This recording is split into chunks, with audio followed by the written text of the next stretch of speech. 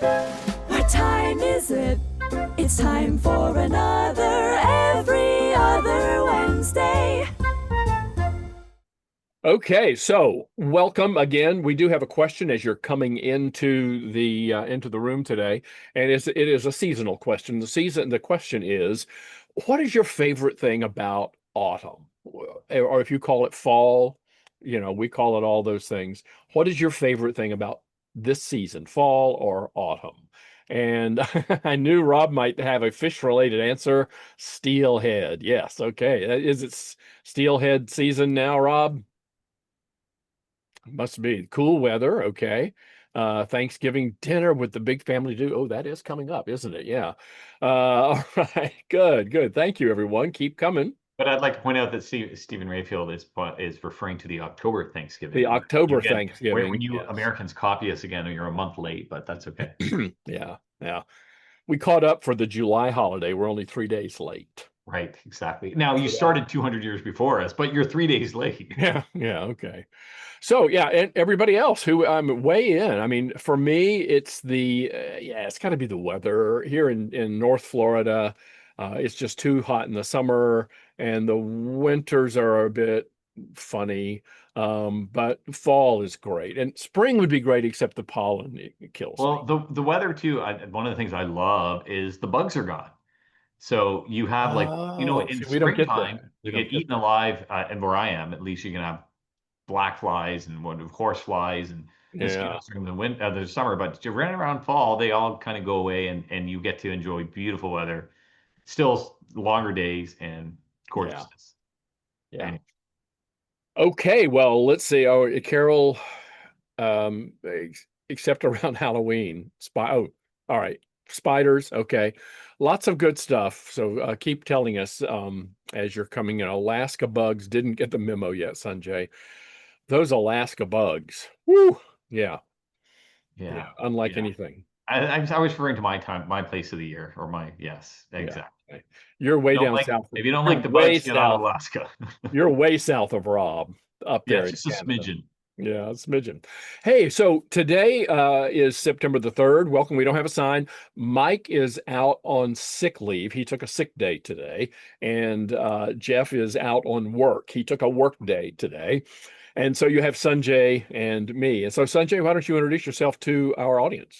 So welcome everyone to Every Other Wednesday. My name is Sunjay Nath, and I am a speaker and author focusing on leadership and performance. I live in Oakville, Ontario, which is kind of a suburb of Toronto, but not really because we would never actually want to be from Toronto. But as you know how these things go, the further away you are from home, the more likely you are to say you're close to the big city. So when I'm in the States, I say I'm from Toronto. When I'm overseas, I say I'm from New York. So there you go. Great. And I'm Richard Haddon. I'm an author and speaker. I wrote Contented Cows Give Better Milk and a few others with similar titles. And I speak about employee engagement, recruiting, retention, the new world of work, all of that stuff. And I live in Jacksonville, Florida, hence the previously alluded to North Florida. So welcome all, welcome one, welcome all, welcome everyone. And What? just quick reminder again on the chat. Yeah. If you default is not set to everyone, please do change it so that when you do typing comments, everyone can see what you are typing. Okay. So let's jump into this. And today we're going to be, you might not be surprised about this, but we're going to be talking about culture today. But what we're specifically going to be talking about is culture change and the opposite, which is culture that doesn't change or culture that is supposed to change that never really does. So Stagnation. How about that? Culture stagnation. stagnation. Culture stagnation. So what we thought, one of the things that's going to be driving our conversation today is an article that was recently published in the Wall Street Journal. Now, this is not going to be a regurgitation of the article, but it has some really interesting points. This article, I want to give credit where credit is due. Number one, it was published recently in the Wall Street Journal. But it was written by, I'm going to try to say their names because they deserve to have their names said. They actually deserve to have their names pronounced properly, and that might not happen. But Benjamin Laker, Chidiebere Ogbonaya, Yassine Rauf Kanan, Tomasz Gorny, and Marcelo Mariani. I got the Marcelo and the Benjamin.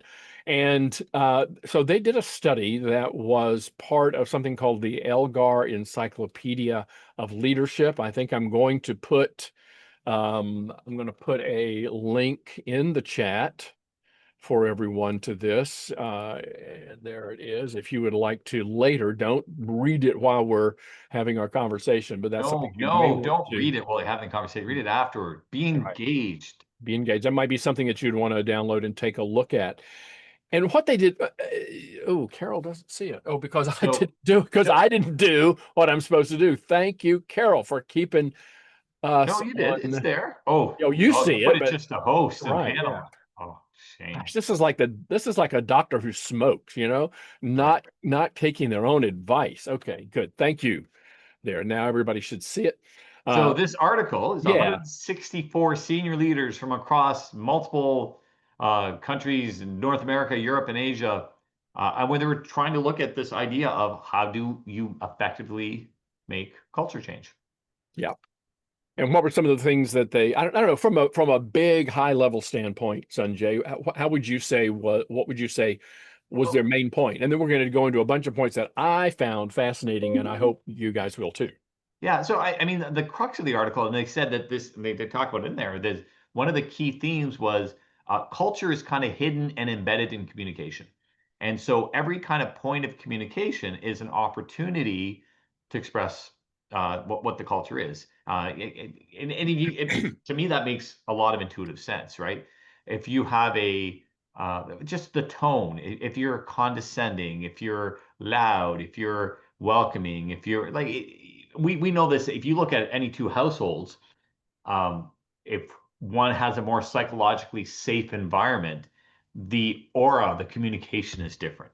And that doesn't mean there's not room for being human, and we all have bad days and we can get frustrated. But the question is, how do you express that when it comes to it? But so anyways, that would, I'd say, it's the crux of it. How are you communicating with each other, with customers, internal and external, with peers? And that's what to me what the big theme was.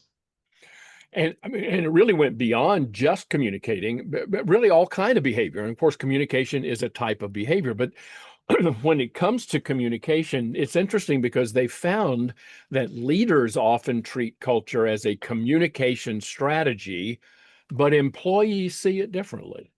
And I wonder, okay, so managers, leadership sees it one way, employees see it the other way. Which one matters? And I think probably the boots on the ground, the employees view matters more. That they, in other words, yes, behave. I see to your point that culture, that communication is a form of behavior, and the way we exhibit that form of behavior makes a difference in our culture.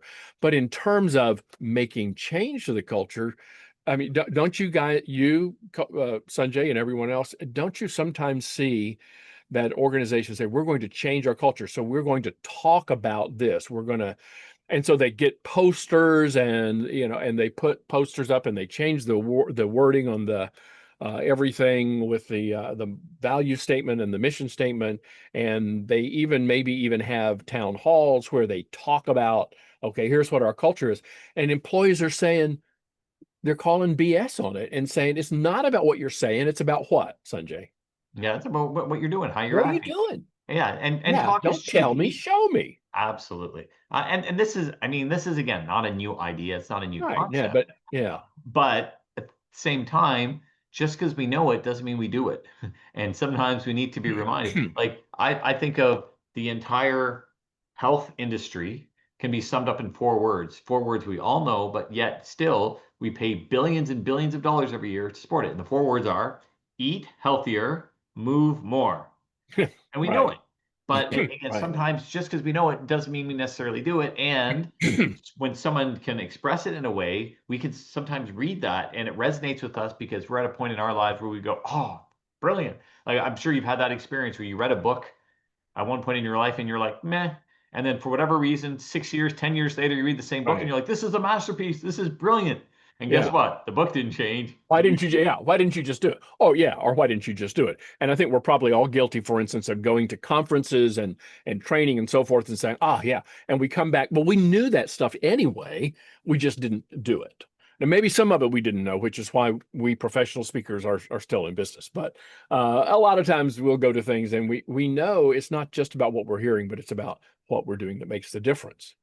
So So, some of the things that came out of this particular study was that it's ironic that we talk about culture a lot. It's one of the most talked about priorities in leadership, and yet still one of the least understood.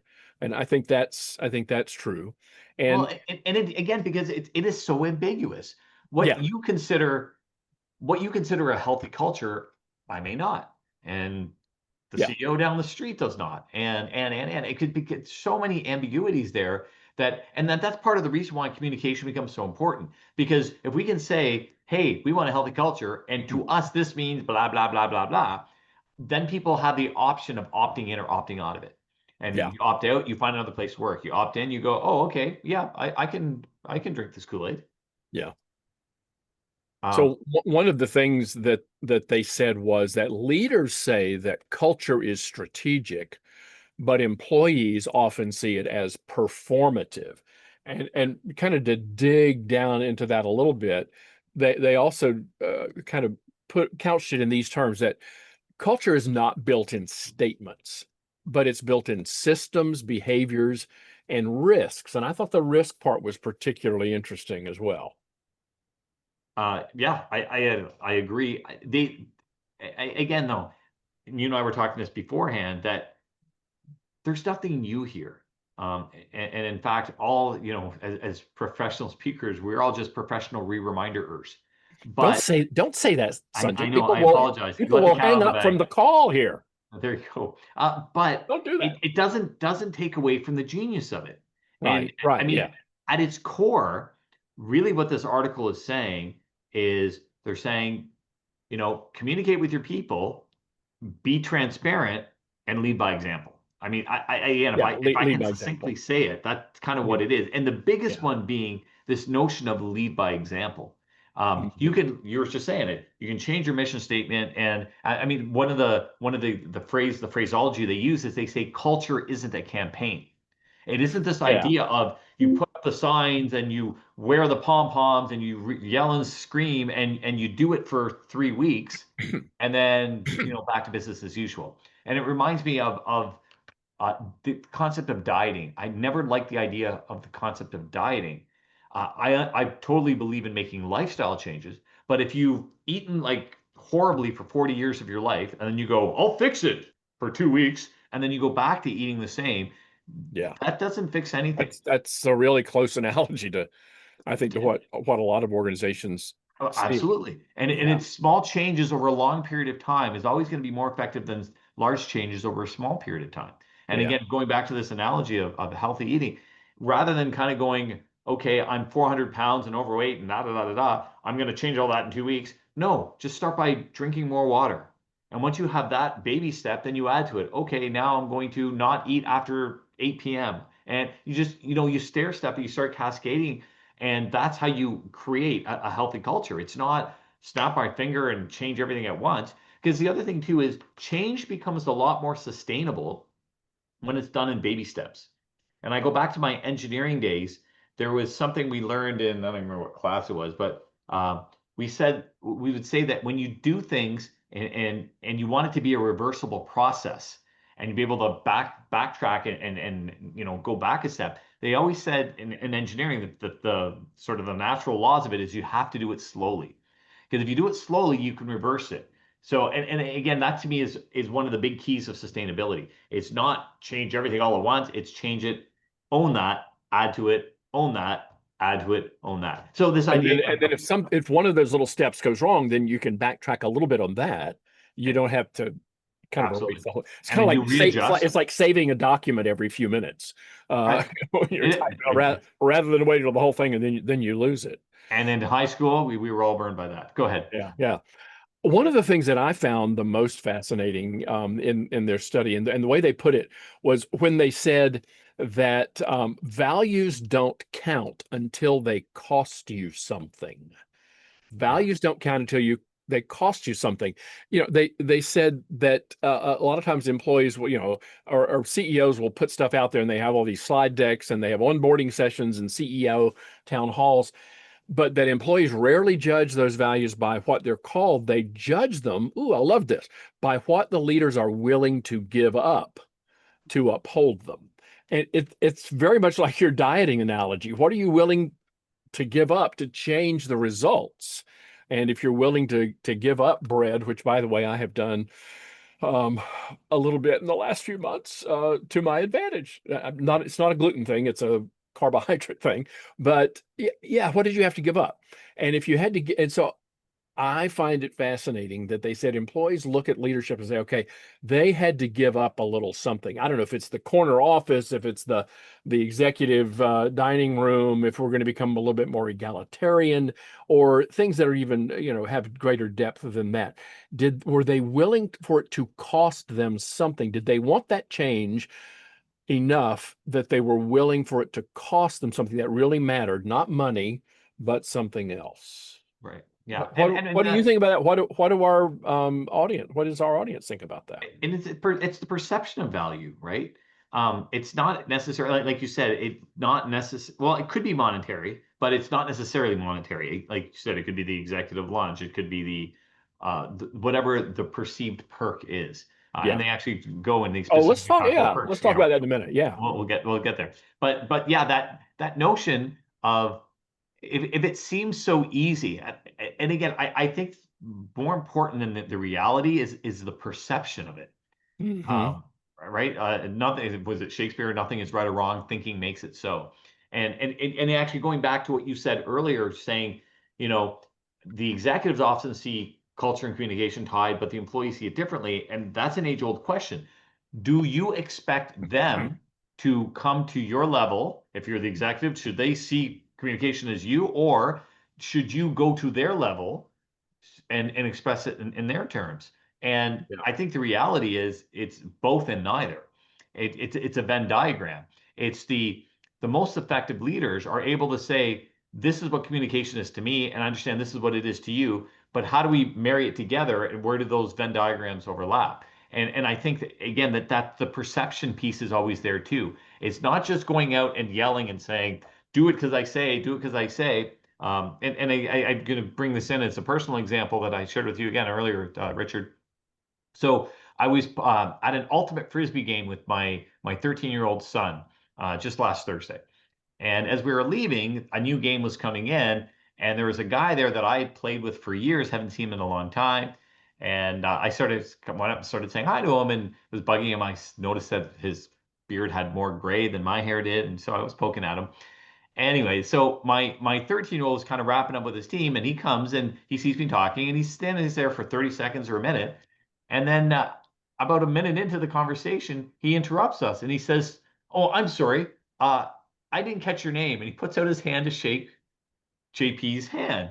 And JP says, "I'm JP." And my son says, "Hey, nice to meet you. I'm Avison." And now what I love about that is this is something that I've always... Wait. Avison is 13? I know, isn't that crazy? I know. Go ahead. Right? Anyway, so one of the things I've always shared with my sons is that idea of being able to walk up to someone and putting your hand up and introducing yourself it's a very small, simple thing to do, but it carries a lot of weight. Yeah. And I can say that all I want to do, but what I found amazing was the language which he used. I'm sorry, I didn't catch your name. I've said that hundreds of times, and you say it to me frequently. Yeah. There you go. Yeah, but that's short-term memory loss. He was modeling my behavior. I could have told him 100 times, introduce yourself, introduce yourself, introduce yourself. No, but he'd seen me do it. I'm sorry, I missed your name. I'm sorry, I don't remember where we know each other from, et cetera, et cetera. But again, that language is just a great example of... Well, it takes a responsibility on him. Yes. Rather than blaming somebody else. Yeah. Anyway, so that it's just that idea of modeling behavior, but the perception too of you can say it all you want. It doesn't hold nearly the clout of actually showing it. Yeah. So that's what I was rambling about. Well, I thought one of the best examples, and there was an example by contrast that they talked about in this study. One was a big bank, a big worldwide bank, and they described equity as a core cultural pillar. And there was they wrote a lot about it, and there were, engraved carvings about it all over the headquarters and so forth. But the executive compensation was was tied 100% to revenue performance and nothing to do with equity. And so when people talked about let's align this a little bit, leaders said no, we have to bow to market pressure, and so they didn't do anything about it. So the employees in that company, they interpreted it to mean, okay, performance still outweighs principle. Now, some people would push back on what I just said and say, yeah, but you have to have performance. Well, absolutely you do, but there are other ways of doing it. So the other But sorry, example that they gave, to add on to that, yeah, that's okay, but then you can't say publicly, right, oh, performance isn't as right, important. exactly, yeah, You can't have it both ways. right, exactly, yeah. If you're going to say one, that's fine. Be who you are, even if others don't like it. But yeah, so they used in contrast an example of a telecom company in Latin America. And what they did was, and I love this because this is what I have advocated with our clients for a long time.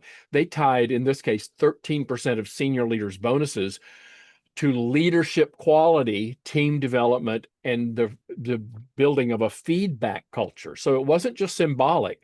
They said, okay, we're going to actually pay our leaders based on some measure, and you can argue all day long about what measures did they use. They probably used employee surveys and maybe focus groups and other things like that. But the point is, they measured it in some way, and they said, okay, this isn't symbolic. We're going to really make it matter to these folks. And they found that in a period of about a year, employee retention improved by 18%, and they were doing more internal development, more internal promotion, especially on teams that were led by the managers who had really leaned into this. So, what this is saying is we made our managers put their money where their mouths are. It would have cost them something had they not gone ahead with what they talked about. And in a short period of time, they saw some results.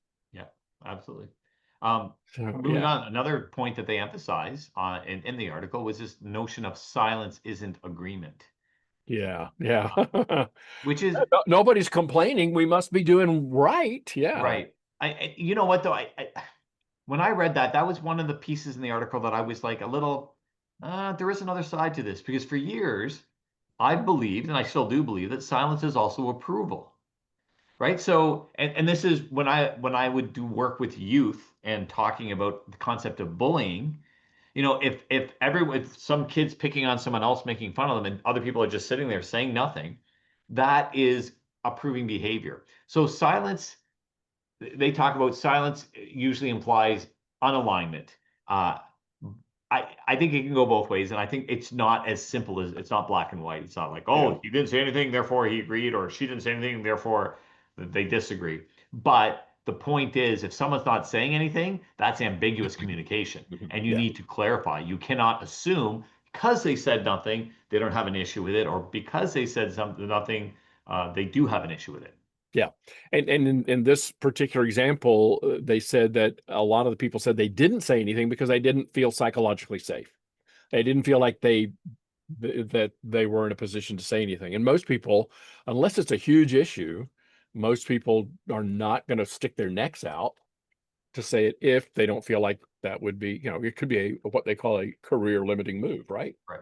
Yeah. Is Yeah. this the hill I want to die on? Right. And then, yeah, the Yeah. CLMs. Yeah. And I mean, and that's the thing, because a lot of times when we talk about a lot of these issues, we're talking about it from a theoretical vacuum. Yeah. And there are so many other factors. There's political factors, there's family factors. People don't want to rock the boat. I just started here. I don't want to, even though I Yeah. see something that's glaringly obvious that I could, make things better.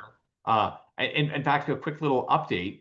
If you recall, few episodes ago, I mentioned that someone had taken me out to lunch, who was working for this organization, and he had done some amazing things for them where he actually saved them $7 million a year in perpetuity.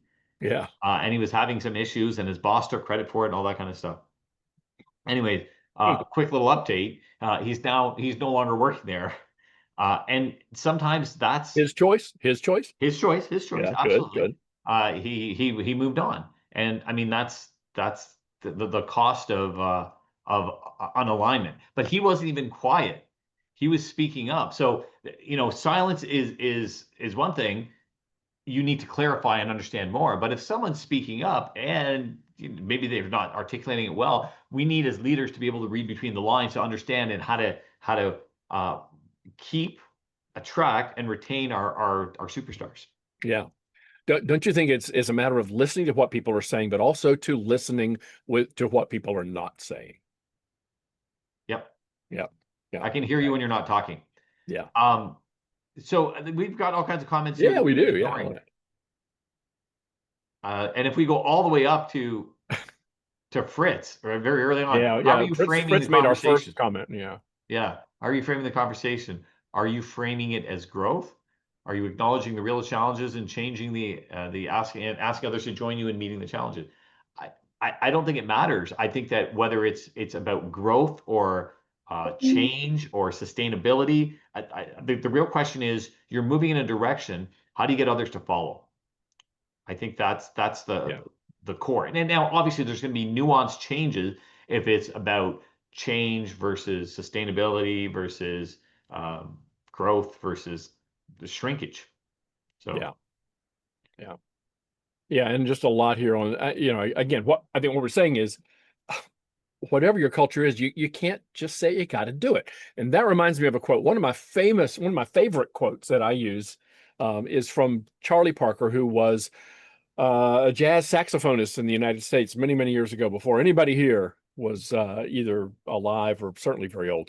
Anyway, Charlie Yardbird Parker, he was talking about music, and he said, if you don't live it, it won't come out of your horn. If you don't live it, it won't come out of your horn. I love that because, and he was obviously talking about playing the saxophone. That's actually more like a flute. He was playing the saxophone and saying that it won't come out of your horn if you don't live it. So that music is not just about playing the notes. It's about, how do you feel that? And the same with what we're talking about. It is behaviors. And one of the, I think, easiest to recognize failures in this regard is what this study refers to as the perk illusion, illusion. And boy, I really, that really hit a nerve with me. One of the things that I look at every year about January, February, when Fortune comes out with its list of best companies to work for, and yeah, most of them really are best companies to work for, but I take issue a lot of times with how they judge that. And so often it is about the perks, or what I refer to as the creature comforts in an organization. And I've had people, and I'm sure everybody on this call today can relate to this. It's not about bring your pet to work day. It's not about the nap pods. It's not about the M&Ms, in the break room.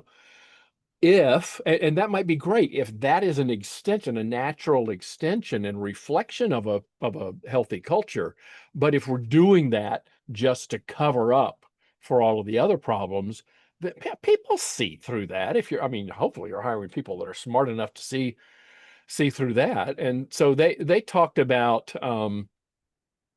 here that things like, and most of these things are good. Mental health apps, free lunches, giving people recharge days, wellness stipends, all of those things are part of they're kind of proof points of a supportive culture. But then when they're introduced, these perks are introduced in place of real operational change, not only do they miss the mark, they actually backfire. And I wonder, if others have seen things like that. Well, and again, it makes sense. It's this whole idea of fix the problem, not the blame. Let's get to the root cause. Not again, bad example, but I'm gonna launch into a story here.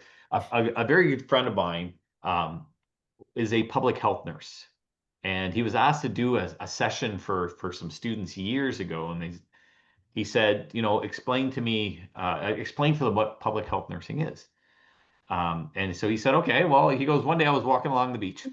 I don't know if this is his story or he stole it, but it doesn't matter. He goes, one day I was walking along the beach and minding my own business, and I look out in the water and I hear someone yelling, help me, help me, help me. And I look around and there's no one around. So I did what I thought I was supposed to do. So guys, I jump out in the water, I swim out, I grab the person, bring him on the shore. I gave him CPR, I put him in the recovery position, and I'm feeling like a hero thinking, I just saved someone's life.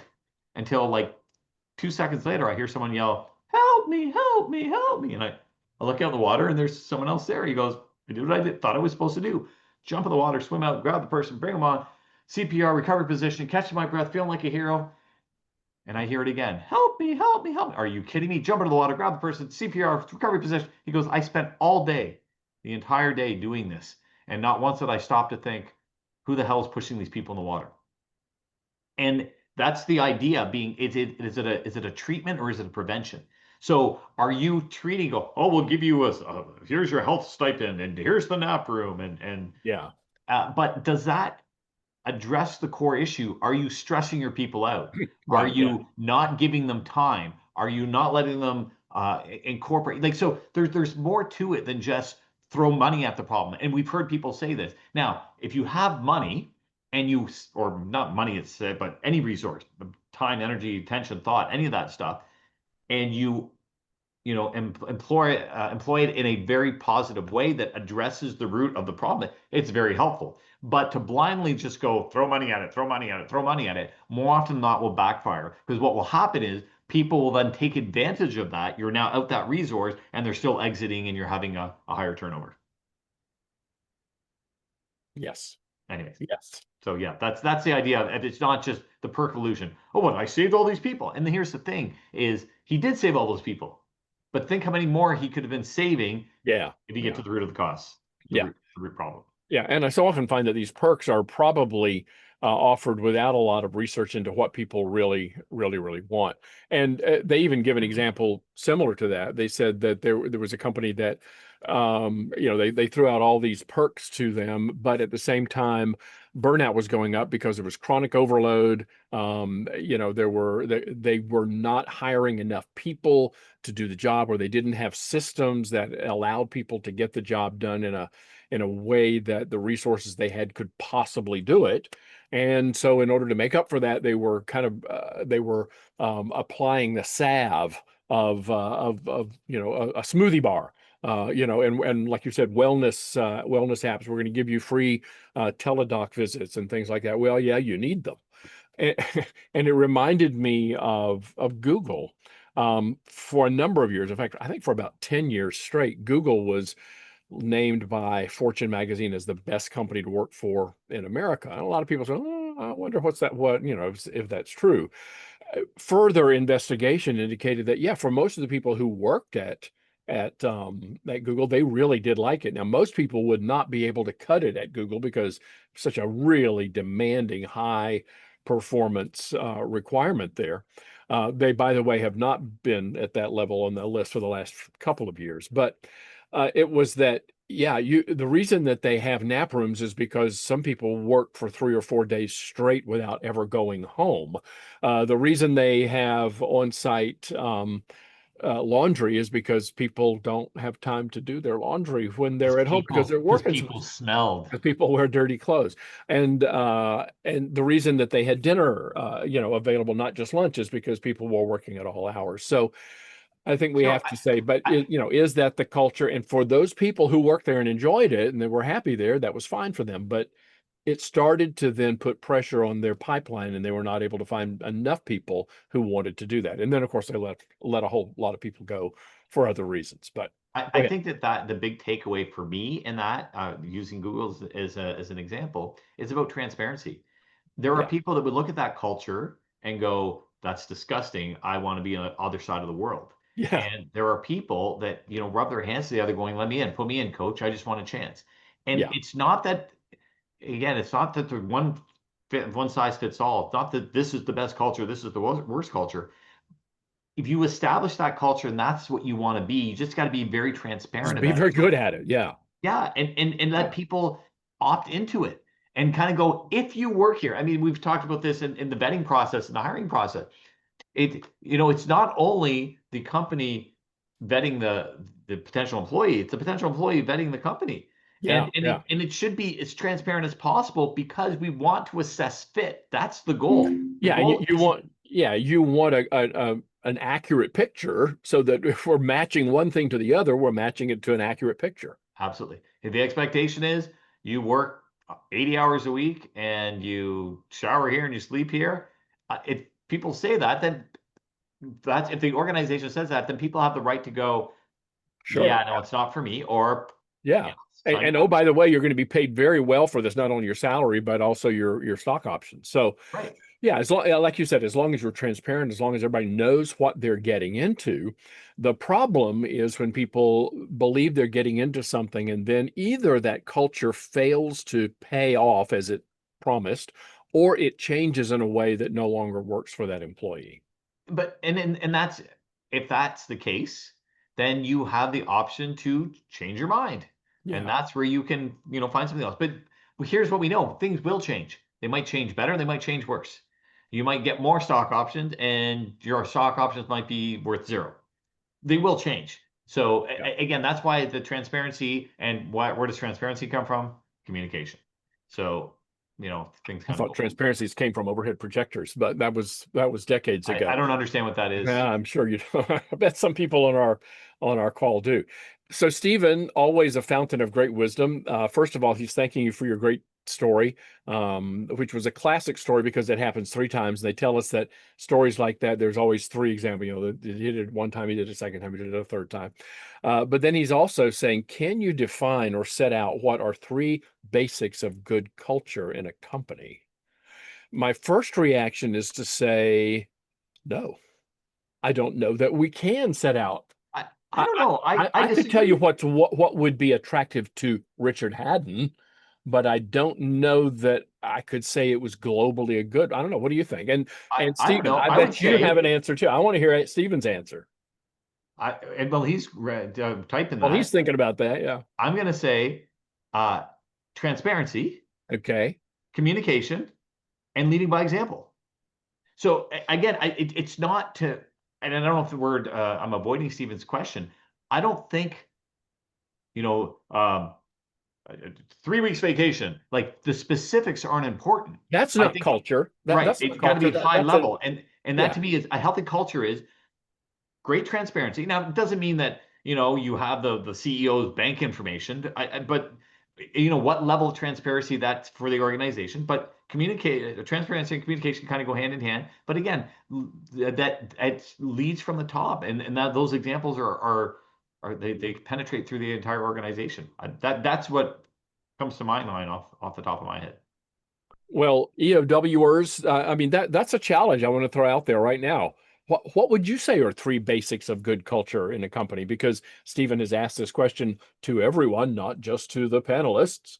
I think that's a fascinating question. If we asked everyone, and we won't do this now because we don't have enough time because we only have 7 minutes, but if we asked everybody to give us three elements, I bet we would come up with 30 elements because it's probably so different from everyone else. But Stephen says leaders who communicate values that are common to the people and people who are comfortable with the values. Okay. And I also think there maybe another one too would be buy-in, right? Like people have to opt into that philosophy, whatever it is. Yeah. And again, I always think in analogies, and I go to sports teams. There's no right way to win a championship. It could be defense, it could be offense, it could be culture, it could be cheating, whatever it is. As long as everyone's on the same page, you have a good culture. It reminds me of my days. I played Ultimate for like 30 years, and I played super competitive, and I played super laid back. I played where it's your own team yells at you if you drop the disc, and it's just understood. It's you don't take it personally. You just yell at each other, and where people are drinking on the sidelines in between points. You don't have it like both groups have fun. The only problem you run into is when people butt their heads because they're expecting two different things. When the person who's super competitive plays on the laid back team, they get really frustrated, or vice versa. Yeah. Yeah. Yeah. Yeah. So alignment, that I think Yeah, that's Rob says true value alignment. And again, yeah. I think for a company, if I were to work in a company, I would need to be aligned with at least one element of their culture being that people at all levels in the organization are really the most important thing, the most important element of production, factor of production here. It's not about all of the other things, that it's people.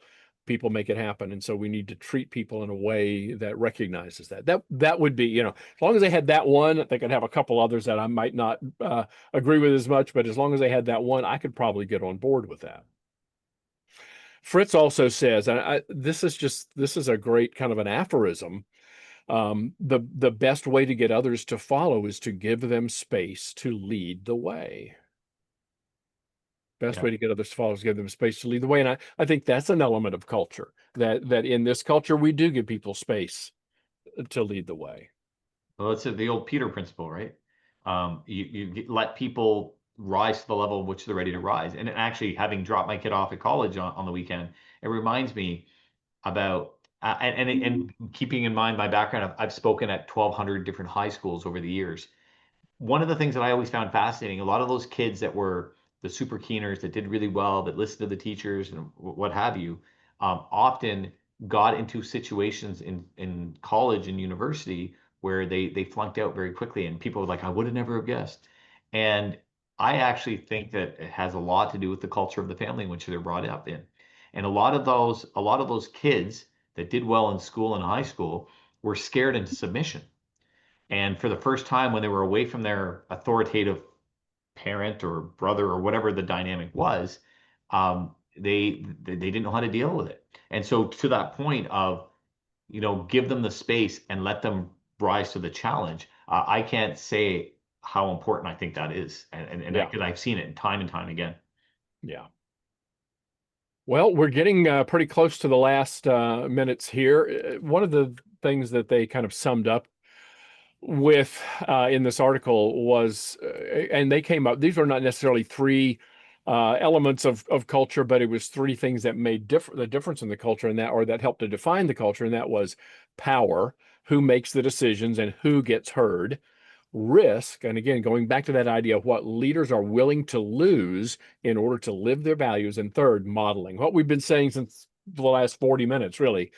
What behaviors get demonstrated, not just demanded. Those are the ones that will make a difference in culture. And as they wrap up their report findings by saying, if these three things don't shift, power, risk, and modeling, nothing else will. Yep. What do you you said. think? What do you think? I mean, So we have a question from Rob. Curious if you're familiar with Joanna's work, Sunjay, educator from Orlando. Do you know Joanna Johnson? I do not know Joanna Johnson. All right. I know Well, some maybe Joannas in I bet you can education. find out about her. I bet you can find Yeah. out about I her. will Google her. Okay. So, folks, anything else? Any other comments on this? I hope this was helpful. Again, you check it out if you get. I said Wall Street Journal, not Wall Yeah, Street. HBR. I thought it was an HBR. HBR. Yeah, not WSJ, HBR, Harvard Business Review. Sorry. If you get that, take a look. A pretty insightful article, and I think some really practical things in terms of, again, we know it's about modeling it, but there were some interesting nuances in what they found. So today is September the 3rd. So can you add 14 to that for me, please? 17. September the 17th. I, unfortunately for me, will not be on the screen on that day, but hopefully you and Mike, will have recovered, and Jeff will not be working with a client that day, and you'll be able to be here too, Sunjay. Yeah, it sounds like a plan. I have Okay. no idea what the plan is. Right now, I'm showing I'm going to be here and Okay, hope to good. be here. But Good. if no, I was going to be nasty, but I won't. So Don't be nasty. That would be so off brand for you. I know, Yeah, okay. exactly. Hey, So- everybody, we really appreciate you being here. We would also appreciate you bringing 5 other people to join us. Everybody bring 5. Really blow the numbers up. The more the merrier. Thanks for being here. And as always, we will see you when, Sunjay? Every other Wednesday. See you then. Bye. Thanks, folks.